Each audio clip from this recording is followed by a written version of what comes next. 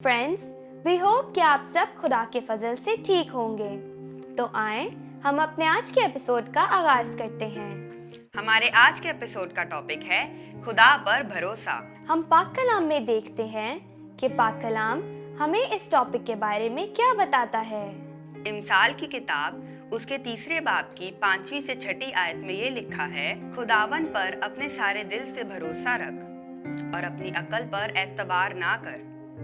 अपनी तमाम राहों में उसे पहचान, तो वो तेरे रस्तों को हमवार कर देगा।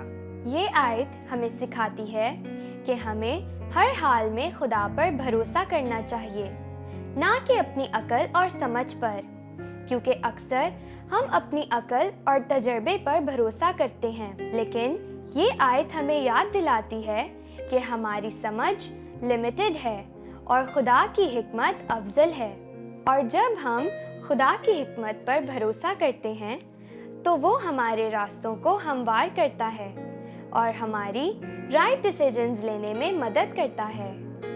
फ्रेंड्स, बहुत दफ़ा ऐसा होता है कि जब भी हम अपनी किसी प्रॉब्लम के लिए प्रे करते हैं और हमें फौरन से उसका जवाब नहीं मिलता तो हम मायूस हो जाते हैं। लेकिन हमें ऐसा नहीं करना चाहिए, क्योंकि पाक कलाम हमें ये सिखाता है कि खुदा के लोगों पर बहुत सी आजमाइशें आईं, लेकिन वो डगमगाए नहीं, बल्कि उनका भरोसा खुदा पर रहा।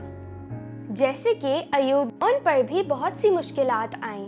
उनके बच्चे और मवेशी मर गए, यहाँ तक कि उनके जिस्म में कीड़े तक पड़ गए, लेकिन उनका भरोसा खुदा पर रहा, जिसके रिजल्ट में खुदा ने उनको डबल ट्रिपल बरकत से नवाजा। फ्रेंड्स, पाक कलाम में हमें खुदा पर भरोसे की बहुत सी स्टोरीज मिलती हैं। इनमें से एक स्टोरी मैं आपके साथ शेयर करना चाहूँगा। पहला मलूक उसके चैप्टर 17 में हम ये देखते हैं कि इलियास नबी के टाइम में ज़मीन पर बहुत सख्त काल पड़ा हुआ था, क्योंकि वहाँ पर बहुत टाइम से बारिश नहीं हुई थी। तब खुदा इलियास नबी से कलाम करके फरमाते हैं कि तू सदूनियों के सराफत में जा और वहाँ ठहर, क्योंकि मैंने वहाँ एक बेवा औरत को हुक्म दिया है कि वो तुझे कुछ खाने को दिया करे। तब इलियास नबी खुदा के फरमान के मुताबिक वहाँ के लिए रवाना हुए, और जब वो शहर के फाटक पर पहुँचे तो उन्हें एक बेवा औरत नजर आई जो लकड़ियाँ जमा कर रही थी।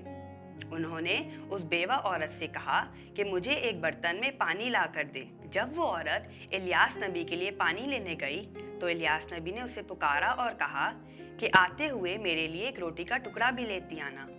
उस औरत ने इलियास नबी से जवाब में कहा कि जिंदा खुदा की कसम, मेरे पास घड़े में थोड़ा सा आटा है और कुप्पी में थोड़ा सा तेल है, और मैं लकड़ियां जमा करने आई हूँ ताकि घर जाकर वो पकाऊं और मैं और मेरा बेटा खाएं और फिर हम मर जाएंगे। इलियास नबी ने उससे कहा कि तू मत डर, और जैसा तूने कहा है वैसा ही कर, लेकिन पहले मेरे लिए रोटी बना और फिर अपने और अपने बेटे के लिए बनाना, क्योंकि खुदावन इस्राएल का खुदा फरमाता है कि आटे का घड़ा कभी खाली ना होगा और ना कभी तेल की कुप्पी में कमी होगी, जिस दिन तक खुदावंद रोए जमीन पर फिर मी ना बरसाए। उस औरत ने वैसा ही किया जैसा इलियास नबी ने उससे कहा था, और वो और उसका घराना बहुत दिनों तक उसमें से खाते रहे, और घड़े में ना कभी आटा खत्म हुआ और कुप्पी से ना कभी तेल खत्म हुआ, बामुताबिक खुदावन की उस बात के जो उस औरत ने इलियास नबी की जुबान से सुनी थी। फ्रेंड्स, ये स्टोरी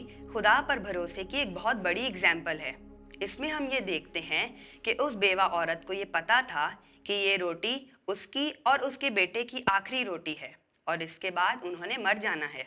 इसके बावजूद उसने खुदा की बात पर भरोसा किया, और उस भरोसे का अजर उसको ये मिला कि उसके घड़े से ना कभी आटा खत्म हुआ और ना उसकी कुप्पी से कभी तेल खत्म हुआ। फ्रेंड्स, एंड में मैं यही कहना चाहूँगी कि हमें चाहिए कि हम खुदा पर मुकम्मल भरोसा करें, दुआ के ज़रिए खुदा से मुसलसल बातचीत करें, कलाम पढ़ें, खुदा की फरमाबरदारी करें और अपने रिश्ते को खुदा के साथ मजबूत बनाएं। खुदा हमें ऐसा करने की तौफीक अता फरमाए। आमीन। फ्रेंड्स, वी होप कि आपको आज का एपिसोड बहुत अच्छा लगा होगा और आपने इस एपिसोड से बहुत कुछ सीखा होगा। मिलते हैं नेक्स्ट एपिसोड में, तब तक के लिए गुड बाय।